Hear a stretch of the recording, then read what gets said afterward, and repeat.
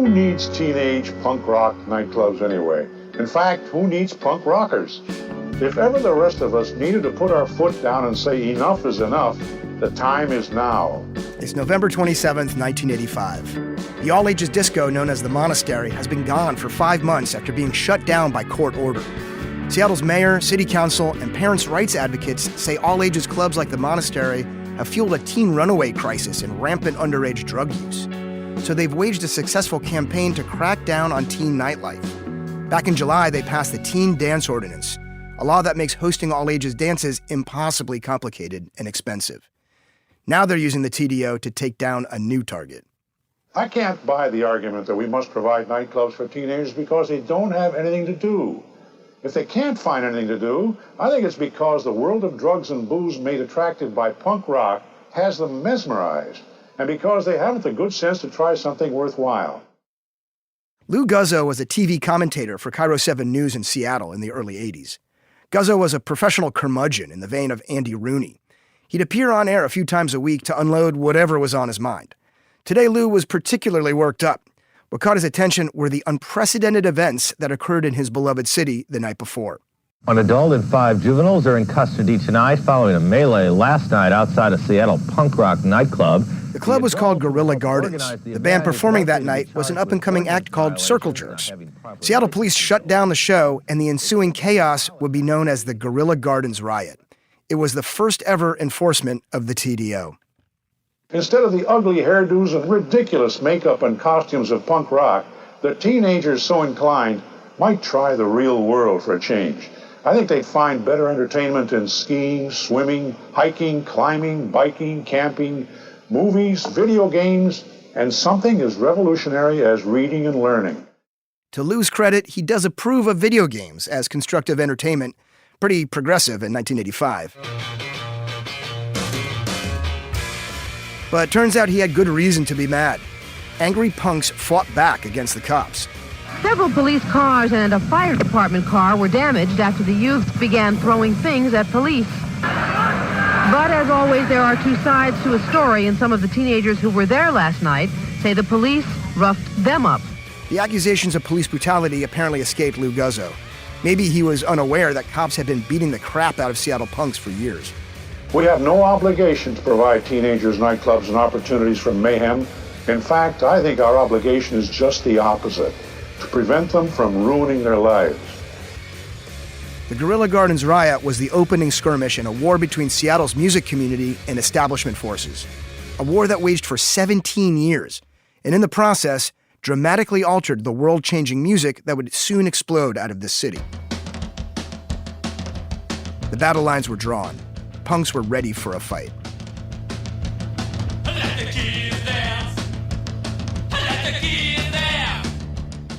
I don't think the punk rockers will go away if we ban teenage nightclubs, but I think it would be a good start. Buckle up, Lou. The kids hate the Teen Dance Ordinance. The fight for Seattle's soul is just beginning.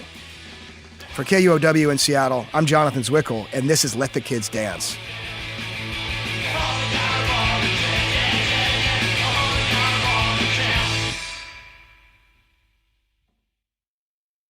The truth is, Seattle has never been a welcoming place for youth culture, and especially not for punk rock. The first punk club in Seattle was called The Bird. It opened in 1978, a full 7 years before the TDO, inside a former office supply warehouse in Pioneer Square. A dedicated concert venue that wasn't a bar or theater of some kind was a radical concept. So was its door policy. The Bird was open to everyone, the very first all-ages rock club in Seattle. And it was an instant hit. There was no other place for the kids to come to dance. Suzanne Grant was the lead singer of The Enemy, one of Seattle's early punk bands. Back then, she was in her late teens. Where could they even play? They couldn't play in these liquor bars. There's no alcohol there, and so they could come under 18. Search online and you can find shaky black and white footage of the Bird's opening night. Proto-punk rockers and mods strut around the place, taking photos against a white backdrop and dancing to loud music. It was the scene, right? Everyone dressed up and posed with their dyed hair and their safety pins and all that sort of thing. But this is the place where people dressed up and came out. The footage depicts a wildly divergent fashion show. Skinny ties and sport jackets, ringer tees and cutoff shorts, fur coats and bell-bottoms. Fabulous and lowbrow all at once. Art Chantry, perhaps the foremost grunge graphic designer, later said about the bird, the entire audience on opening night eventually formed their own bands. The Mentors played the makeshift stage. They wore executioner's hoods over their heads. The drummer used a 2x4. Performance art as much as musical performance. The bird was a cavernous space. The walls were painted in graffiti, then painted black to cover the graffiti. The crowd was teens and young 20-somethings, with kids as young as 12 mixing with the occasional old hippie in their 30s or 40s. Teenage Duff McKagan was a regular before he moved to LA and started Guns N' Roses. Mainly local bands played, but sometimes acts from LA and San Francisco came through. A couple hundred people might show up, overcrowding the place and attracting attention from authorities. Throngs of outrageously dressed young people sporting weird hairdos spilling out onto the street. The cops didn't like what they saw. They used the word punk like an epithet, called them other more degrading names. It was a short run for the bird. 3 months after it opened, the fire marshal shut it down. The final night was on June 1st, 1978. The Enemy played to a packed house.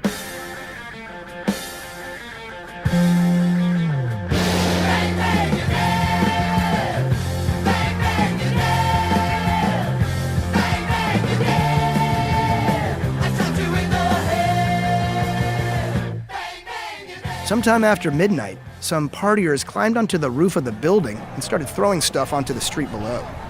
Something hit a passing car, which happened to be occupied by Seattle police.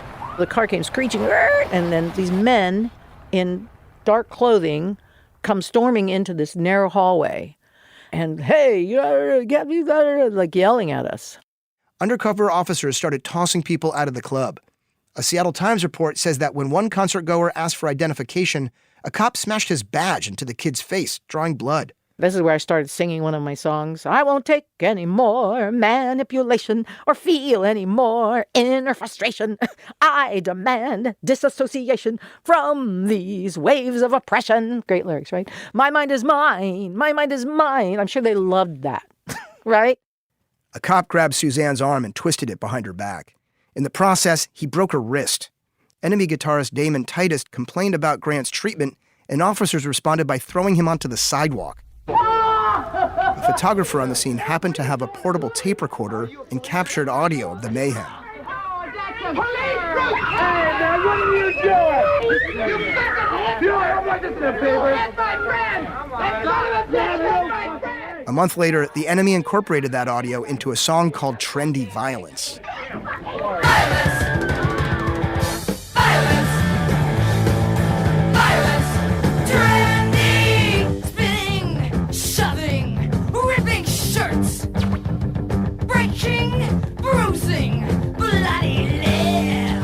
Suzanne and 14 others were charged with reckless endangerment for what went down at the Bird. In retaliation, they claim they were victims of police brutality. And they must have had a good case because they settled out of court. Terms were not disclosed. From the late 70s through the early 80s, Seattle's punk scene expanded alongside its shaggier cousin, heavy metal. The two styles stayed mostly separate. Metal flourished in the suburbs east of Lake Washington, while punk and new wave took root in the city. Bands and promoters put on all-ages concerts in roller rinks and art galleries, auto garages, and empty warehouses. One of the few actual venues that operated at the time was called Guerrilla Gardens. The place was a rock and roll paradise. All ages, barely monitored, low stakes. Slash, the guitarist from Guns N' Roses, he described it as the epitome of a punk rock shithole. Maybe so, but Guerrilla Gardens holds a very special place in Seattle music history, and it has nothing to do with the riot that happened there. This bar was here, but it was much more seedy. And it was seedier than way it is now? More seedy, wow. yeah. This place is pretty... I'm standing outside the former Guerrilla Gardens with David Portnow. In 1985, David was a 14-year-old doorman at the club, working after school almost every day. Today, he's our wiry, excitable tour guide through the International District. He's wearing a Pig Records t-shirt, merch from one of the several record labels he's run since he was a teenager. The place he's pointing out is boarded up, painted a dull gray. Today, it's utterly silent. But back in 1984 and 85, When it hosted live music almost every night of the week, it would have been packed with music fans inside and out. Well, your metalheads had long hair, leather. Your metalhead women, they were absolutely gorgeous. They're wearing the tight spandex. They had long, gorgeous hair and were always extremely clean. The punk girls, more dreads. There were mohawks and stuff, but not these modern fake mohawks. These people had mohawks from the second they walked up until the second they went down. The club was located in a building that once housed a 2-screen Chinese movie theater. The guy who ran it, Tony Chu, turned its 2 separate theater spaces into 2 separate stages that ran at the same time. The Omni Room hosted punk and new wave, and the Rock Theater was dedicated to metal. Chu's pairing of disparate musical tribes under one roof was dicey. Brawls between punks and metalheads were common. But Chu made the genius decision to charge a single price to access both rooms. The rival clans couldn't deny the cheap cover. The result was alchemical. Back then, if you're into punk, you didn't get along with metalheads, and if you're into metal, you hated punks. That all started changing about 85 to 90, and this was one of the first places in the world where that took place. They commingled, and by the commingling, some of the bands kind of played a crossover. That crossover and commingling between punk and metal, the music it spawned became Seattle's signature sound. According to Seattle lore, Guerrilla Gardens gave the world grunge.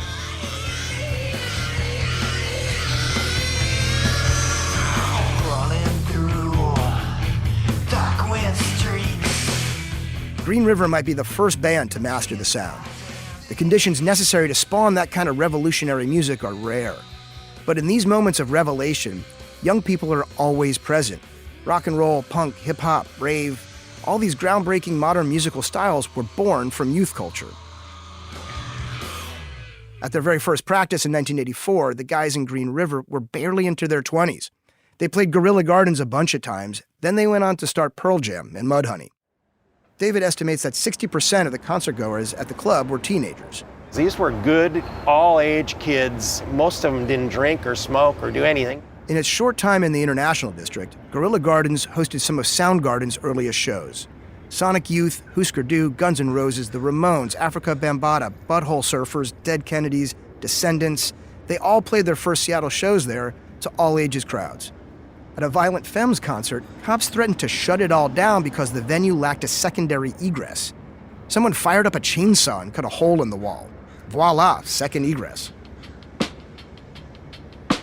That's the best the Seattle music scene has ever been. The all-ages scene has never recovered. That's not because the scene wouldn't have continued. That's because Seattle went out of its way to ruin it with the teen dance ordinance. People see the movie Footloose and they're kind of laughing. Well, that really happened. I lived that.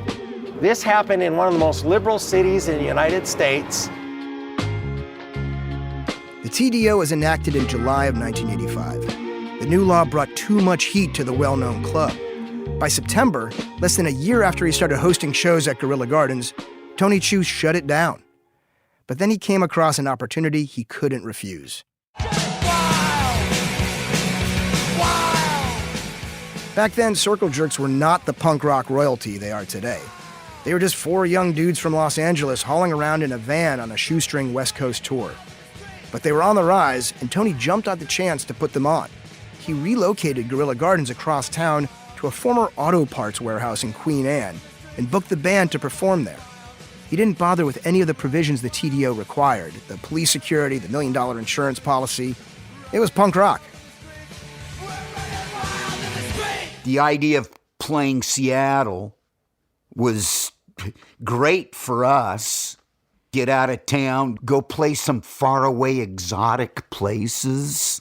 Keith Morris has been the lead singer of Circle Jerks since the band formed in 1979. He says he remembers pulling into a desolate part of Seattle for their show on November 26, 1985. About 350 people showed up, a pretty good turnout considering it was a Tuesday night, and a snowstorm was raging through the Pacific Northwest. The people that couldn't afford to get in, or the people that were just hanging out on the sidewalk, thought they would be clever, and every time the front door opened so somebody could go into the club or somebody was leaving the club, they'd throw a snowball through the front door. maybe trying to hit the band on stage or, hit one of their friends in the crowd or what have you. The venue was bare bones, just music blasting from a makeshift stage in an empty warehouse. David Portnow worked the door, $6 to get in. His brother was in the opening band, the Dehumanizers. The Circle Jerks had just gone on stage. The crowd was dancing madly when suddenly, without warning, The police come in with a fireman, and they didn't say anything. David and I are now outside a self-storage place on the backside of Queen Anne Hill. In 1985, it was the second iteration of Guerrilla Gardens. On that snowy November night, the cops had found the place, possibly tipped off by a noise complaint. They just pushed me out of the way, and they go straight back, and they were in there, I would say, about 40 seconds, and then all the lights and everything go off. Just like at the Bird 7 years earlier, David says the cops didn't announce themselves, didn't say anything as they burst in. About 10:30 last night, 20 squad cars and dozens of Seattle police officers moved in on the Guerrilla Gardens Rock Club. They went inside accompanied by the fire marshal with instructions to shut down the place and effectively stop the music. They did. But outside... Almost 30 police officers, 20 squad cars, to pull the plug on a punk show. They plunged the room into sudden darkness and total confusion. Nobody can see. Nobody knows what the hell's going on. And then a couple of more cops came running in. They had their batons out and just started hitting people. Nobody had any warning whatsoever. And one of them threw me out the front door, and I got hit on the head and in the ribs with the baton. I was 15 years old. I wasn't doing anything wrong. I was trying to figure out what's going on to help get the people out safely. And it wasn't that easy for them to get everybody out of there because there were no lights. People were using cigarette lighters to find the door, and once they got there... There was an officer here, there was 2 officers here, and they would run up and hit people as they came out the door. Some of them avoided hitting the women. One of them liked hitting the women. David remembers cops focusing on a black concert goer coming out of the door. The cop says, "Somebody get the..." And they beat the living shit out of him. I mean, batons on the ground, kicking him. It was like Rodney King. Punks were used to harassment from the cops, but this was a new level of violence. Hundreds of kids lined one side of the street, cops on the other. The kids started pelting them with snowballs. Despite the frozen streets, Seattle TV news station KUOW 7 sent a crew to the scene. Several police cars and a fire department car were damaged after the youth began throwing things at police. The things they threw included Molotov cocktails. The warehouse was in a residential neighborhood, and around the corner were recycling bins full of glass bottles. Everybody had big cars back then, which have big gas tanks. So Molotov cocktails going everywhere. They started packing snowballs with rocks and stuff, and I'm proud to say we handed everything back to the police that they gave us and a lot more, and they deserved every bit of it. The guitarist for the Dehumanizers was the son of a bricklayer, and he'd driven his dad's pickup to the show. The bed was full of masonry. Every single one of those bricks were thrown, and it was 2 wrongs that happened that night, but they hit us in the head. Well, guess what? You're going to take a brick to the head. I'm surprised that the police even showed up. Let the kids party. Let the kids do their thing. They're over there. We know that they're over there. Just let them do whatever they're going to do. The snowstorm shut down bus routes for the night and made driving dangerous, leaving the kids pinned down by cops. They couldn't get home, and their parents weren't coming, so they fought back. They started bonfires with siphoned gas, broke police and fire department vehicle windows. David says they battled for hours. 6 people ended up getting taken to jail that night. Tony Chu was charged with violating the TDO for not having a proper license to open the club. It was the last show he'd ever book under the Guerrilla Gardens name. The next day, KUOW News claimed the youth attacked police. But along with footage of the riot, the reporter also interviewed 3 kids who were at the concert. They described the beatings they took at the hands of the cops. On the back of the head with his nightstick, and in the ribs, then in the leg. With a nightstick? Yeah. Did he talk to you? He said, get out of here. No name, no number, Yeah. no badge number. What went through your mind when that was happening? I was scared because I saw two police. One yelled, I want him. I think the police should not be on anybody's body with those sticks at all, let alone a kid. The boy's mom was angry about what happened that night. Not that her son was at an illegal punk rock show, but that the cops roughed him up. The TDO was only 4 months old, but already Seattle police were enforcing it with malice. Thanks to the Guerrilla Gardens riot, the war between youth and authorities was suddenly mainstream news. These rioting, rampaging, ill-mannered, misguided punk rockers are in the minority. But if we ignore or condone their boozing and their drug-taking antics, we'll make heroes of them in the eyes of the other teenagers. Lou Guzzo's rant aired the night after the riot. He didn't know it at the time, but he was now embroiled in a punk rock art project. Because Guzzo's spiel didn't sit well with David Portnow and his friends in the Dehumanizers. And the band's bassist happened to be an intern at KUOW TV. And he happened to know where KUOW kept the Guzzo recordings. He actually walked out of KUOW with the actual tapes. Well, that caught the attention of our commentator Lou Guzzo, and Lou tonight says he thinks a crackdown is in order. I have to ask a question, Gary. Who needs teenage punk rock nightclubs anyway? In fact, The Dehumanizers took Guzzo's voice and built a song with it. They gave it a catchy title, too. Kill Lou Guzzo. time is now. And the issue is nightclubs for teenagers as well as the punk rockers that they attract. I can't buy the argument that we must provide nightclubs for teenagers because they don't have anything to do. Hostile, but also tongue-in-cheek. The singer takes shots at Guzzo, his wife, and his daughter. David pressed 500 copies of Kill Lou Guzzo on 45 and released them on his record label.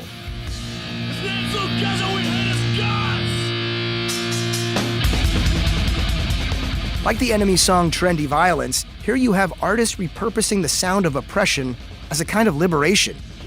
It's a thumb in the eye of authority, using the man's own words against him. Art as guerrilla media warfare.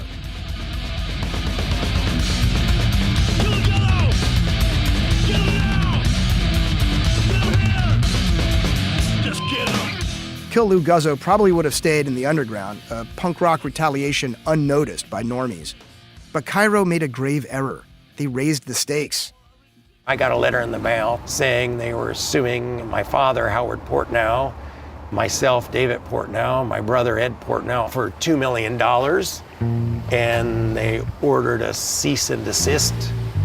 We got the mail, before my parents came home from work, and he and I are outside freaking out like, why, man, we've been in trouble before, but now we really done it. Dave and his brother gave the letter to their dad. He read it, then asked to hear the song. Then he asked to hear Guzzo's tirade. He took it all in. David was surprised by his reaction. It's like, this is very remnant of a Hitler speech. He's substituting the word punk rockers for what could have been Jews, what could have been blacks, which could have been Hispanics. And my dad was very offended and say, I want you guys to call the ACLU and they'll probably find you some representation. The ACLU publicly shamed KUOW for going after a bunch of teenagers for millions of dollars they obviously didn't have. Meanwhile, David came up with his own way to stick it to the station. He repressed the Kill Lou Guzzo 45, and this time he included a copy of the cease and desist letter with the record. Punk rock zines picked up the story, then more conventional outlets. Then the Seattle Times wrote about it, the PI, the Tacoma paper, the Everett paper, and then KUOW finally realized, we gotta stop this, we're getting slaughtered. The song became a local hit. Wilting under the negative attention, KUOW dropped the lawsuit. But Lou Guzzo, he never shook the song. He took the Dehumanizers to his grave with him. The obituaries in the Times and the PI mentioned that he was considered radical for his time, and then it went on to say he was most notorious for a song by the Seattle skate band, the Dehumanizers. Like so many adults throughout history, Lou Guzzo simply didn't understand young people. Guzzo, the Seattle mayor, and the Seattle City Council, their ignorance fueled their crusade. If you really paid attention, A lot of the people that were part of the punk rock scene were very, very, very politically aware, socially aware. They weren't just a bunch of drunks and drug addicts. A lot of these people would go on to become upstanding members of the community. Some of these people are prepping and learning their way to become doctors or lawyers or people that are going to make an impact on the community. Coming up after the break, the battle between punks and police rages on in Seattle, and the city takes even more extreme measures to crack down on all-ages music.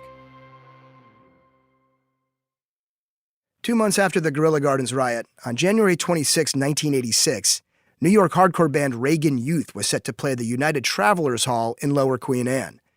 Once again, David Portnow was working the door. Cops caught wind of the show and, once again, without warning, stormed in and pulled the plug. According to a newspaper report, during the mayhem, punks firebombed a phone booth and looted a convenience store. In the end, the police always win, but the police were given absolute hell, and they didn't expect it. They thought they could just beat people and come in and impose their will, and the difference I've noticed between punk rockers and other audiences, they all stood up for their rights. The Guerrilla Gardens riot shocked the city and directed attention to the growing punk rock subculture. The turmoil at Travelers Hall elevated tensions to 11. These incidents were visible enough and destructive enough to raise concern for public safety. City leaders responded by proposing further limitations on freedoms for young people. A year after the TDO started, officials lobbied for a citywide teen curfew. One of the architects of the TDO, Seattle City Attorney Doug Jewett, floated the idea. Mayor Charles Royer was all for it. The curfew would make it illegal for people 14 and under to be in public places between midnight and 5 a.m. without a parent or guardian. Royer explained his intentions to a TV news reporter. My goal is to send a message to parents that we're supportive of their efforts with their children, and to send a message to children in this city that there is a standard of behavior that has been adopted as city policy and will be enforced. The ACLU was opposed. It will leave an impression that there is a solution being created for the problem of youth who are out on the street, and it is simply a shotgun approach saying everyone should be home. It is a disservice to the community. The city held a public forum that brought out parents, city officials, and dozens of teenage activists to argue for and against in front of news cameras. Instead of seriously working to solve youth problems, the city of Seattle continues to attack the youth in every section of life. Seattle teenagers who are on their own, who support themselves, or who have the freedom to roam the streets see a curfew as a direct attack on their rights. Supporters say a curfew would protect younger kids from the dangers of the streets, drugs, and violence. Jay Bradshaw was one of the few teenagers arrested during a so-called riot when police closed a teen dance club. Charges were dropped. Now he's leading a fight for youth rights and against a curfew for 14-year-olds. I can't tell the difference between a 14-year-old and a 16-year-old or a 16-year-old and an 18-year-old. There's going to be police going around everywhere. Can I see your ID? You know, it sounds a little bit like a past law in South Africa to me. Other teens chimed in too. If my parents are allowing me to be out that late, then why am I going to have to be harassed by police just for walking down the street? But the head of the city attorney's criminal division wouldn't budge. For 200 years, society has said children do not have all the rights of adults. It's a fact of life. The city council voted down the curfew, claiming it was too restrictive. But all this worry about public safety in Seattle overlapped with the paranoia parents were feeling about their kids across the U.S. Whether it was punk rock, disco, drugs, or Dungeons and Dragons, a perfect storm of bad influences was leading good kids astray. The nation's leaders were sending a message. Children don't have rights because they're under threat, and they depend on adults to protect them. Today, there's a drug and alcohol abuse epidemic in this country, and no one is safe from it. Not you, not me, and certainly not our children, because this epidemic has their names written on it. First Lady Nancy Reagan's response to the perceived epidemic was simple. Young people should just say no. The anti-drug assault started from the top and trickled down into mass media. TV PSAs depicted a frying egg as your brain on drugs. DARE told kids to resist drug abuse. Even Mr. T chimed in. I just want to shake some sense into you kids that are using drugs and think about using. So So remember, don't or else. Meanwhile, Tipper Gore, wife of Democratic Senator Al Gore, was fighting to save America's youth from a new demon: heavy metal music. In 1985, the same year Seattle passed the TDO, Tipper convened a congressional hearing about pop music she deemed objectionable. Frank Zappa and John Denver spoke on behalf of artists, stating their anti-censorship position. It's an ill-conceived piece of nonsense which fails to deliver any real benefits to children. They were mostly laughed at. A pastor representing the Parents Music Resource Center closed the session with a 15-minute-long audio-visual presentation. He projected album cover art from Ozzy Osbourne, Metallica, AC/DC, Twisted Sister, Judas Priest. And he read song lyrics, too. Remember that Seattle band The Mentors that played the opening night at the Bird? For his closing statement, this guy read the lyrics to their song Golden Showers out loud to Congress. Golden showers, all through my excrements you shall roam. Bend up and smell my anal vapor. Your face is my toilet paper. On your face I leave a shit tower. Golden showers. Mr. Chairman, that concludes my remarks, and I thank you. I'm sorry, your time has expired. Likely the only time the phrase anal vapor has been uttered in the halls of Congress. In Seattle, the teen dance ordinance codified these same changing social mores. And it had its intended effect. The monastery was shut down. Remaining all-ages clubs were pressured into closing. Seattle's youth culture, once vibrant and thriving, was being squeezed to death. What was playing out in D.C. and Seattle was a continuation of the nation's difficult reckoning with youth culture, which itself was a relatively new concept. Whether young people were flappers, beatniks, hippies, or punks, adults used laws, propaganda, and intimidation to reel them in. Generational growing pains were not new, but now it was baby boomers pushing law and order. 20 years earlier, they were dancing to objectionable music, using recreational drugs, and scaring their parents. As usual, it added up to a difficult time to be young in America. In Seattle, kids watched as the places and the music they loved were vilified, torn down, taken away, all in the name of their own protection. It's 10 o'clock on a Friday night. The youth of Seattle align themselves on the streets of this city as they wait for the night to be over. The shop owners and police wish that the kids were not there. They wish they'd go away, go home. This will not happen. In the last Paul Euler was a 16-year-old high school senior in 1986. He went to punk shows back when they were legal, and even had his own band. He and a friend made a short film for a class project with a borrowed VHS camera. It's a fascinating artifact of the time, depicting Seattle from a teen's eye view. They called it Ain't Nothing to Do. It's important that people of all ages can hear it because music has a lot more impact on younger people. The title comes from a Dead Boys song covered by Green River. The film was Paul's way of getting out of writing a paper, but Ain't Nothing to Do is more than an easy A. The frustration it captures is palpable. These kids had an impressively firm grasp on what was being taken away from them and what they wanted to do about it. Remember what Keith Morris said about young punks growing up and contributing to society? Well, today, Paul is CEO of a marketing agency in Seattle. He remembers his punk rock days as a time of ingenuity and teamwork. These punk rock shows that they shut down were all like DIY, and people are helping out and like grabbing, okay, I have a PA, let me run and get it. So it had this real like community feel. I think the opposite of what they were afraid of was happening at these things, if they were, right? Some kind of antisocial behavior. Yeah, it was actually like super social, yeah. And around music, right? And like just young people making music, as wholesome as you can get on some level. It was a really cool scene that I guess they successfully snubbed out. DIY was a real ethos in the music scene back then, a spirit of autonomy that built a safe and sustaining community without outside assistance or intervention. But if it's true that some punks were working together to build a scene, others were just trying to tear the world down.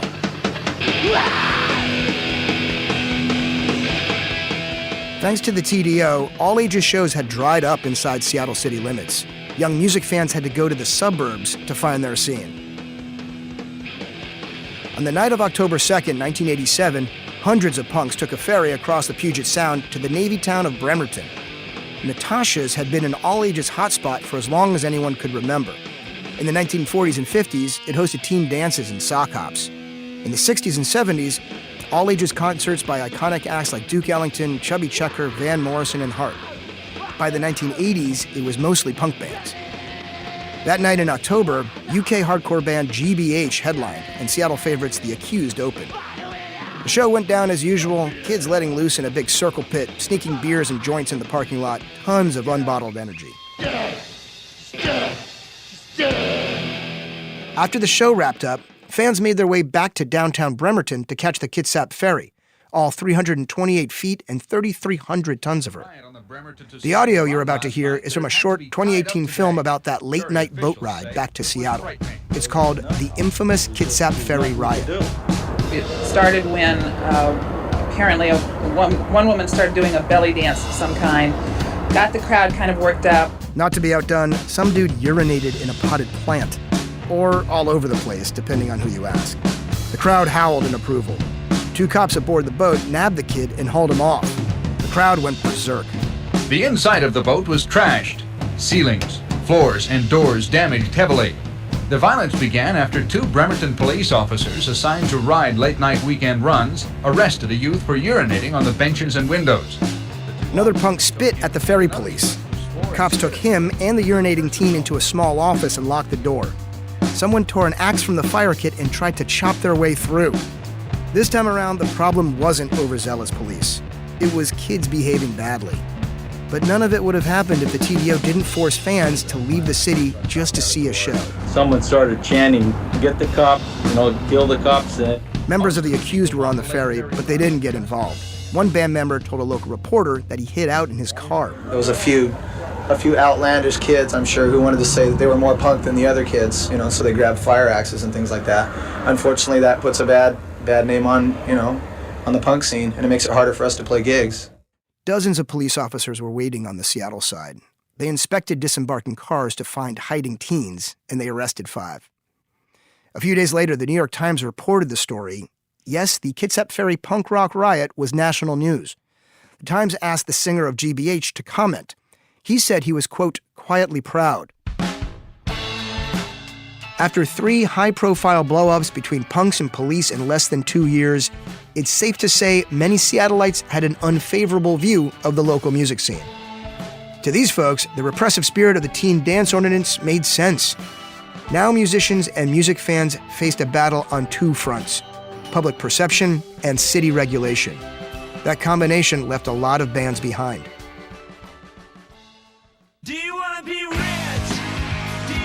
Take young Paul Euler, for example. After he graduated high school, he focused on his band, SGM. SGM put out a single on Sub Pop Records and opened a show for Nirvana. As they grew out of their teenage years, the band changed its name to Sweetwater, and Sweetwater did pretty well. They signed to Atlantic Records, recorded a couple major label albums, and went on tours with Pearl Jam and Alice in Chains. But even as they leveled up, they had a hard time finding smaller venues in Seattle to perform, develop, and hone their skills. The TDO cut them off. Analyzing the TDO and how it was sort of probably suffocating, it made it harder to be in a band and to grow as a band. A handful of bands did manage to emerge from this place. Over time, they became some of the biggest bands in the world. Sweetwater may have suffocated, but Paul recognized that the collective community wouldn't go down so easily. There was such a wave and so much momentum in the music scene at the time, like nothing was really going to stop it, right? So okay, if that's then, we'll bob and weave. We're still going to find ways to play shows. And there's so many bands. Despite the city's efforts, this felt like it was just going to happen no matter what. You can see the pendulum process working here. An all-ages music scene bubbles up in Seattle. Cops and politicians beat it down with the TDO. The music community was put under such tremendous pressure that it was bound to collapse, or it was going to explode.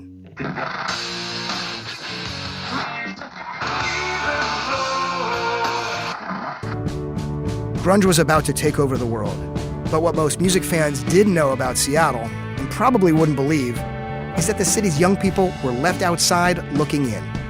We can't pretend that Nirvana existed and Seattle music existed in 1991 and beyond as this incredibly vibrant access to the arts community. It was exactly the opposite of that. Exactly the opposite.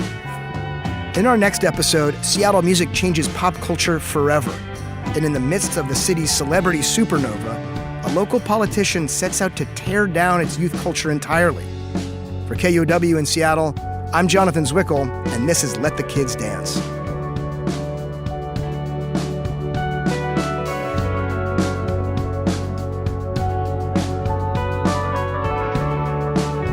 Let the Kids Dance is a production of KUOW in Seattle. We're a member of the NPR Network, a coalition of independent, listener-supported public media podcasts. Let the Kids Dance is created and written by me, Jonathan Zwickel. Matt Martin produced the show. Jim Gates is our editor. Final mixing by Hans Tweit. Original music is by Ryan Devlin and Kim West of Smoky Brights and Mega Cat. Our theme song is by the Four Slicks covering Bo Diddley. CM Ruiz designed our logo. Special thanks to University of Washington Archive and Cairo 7 for their TV footage. Our production team includes Marshall Eisen, Michaela Giannotti-Boyle, Marian Muhammad, Brendan Sweeney, and Lauren Vespoli. Want to hear more awesome music from the TDO era? Dive into the Let the Kids Dance playlist. Check out the link in our show notes or search LTKD on Spotify. Hey listeners, do you like going to all-ages shows? Did you when you were younger? Did you live through the teen dance ordinance in Seattle? Or were you part of an all-ages scene somewhere else? Tell us about it. Record a voice message on your phone and email it to dance@kuow.org. Thanks for listening.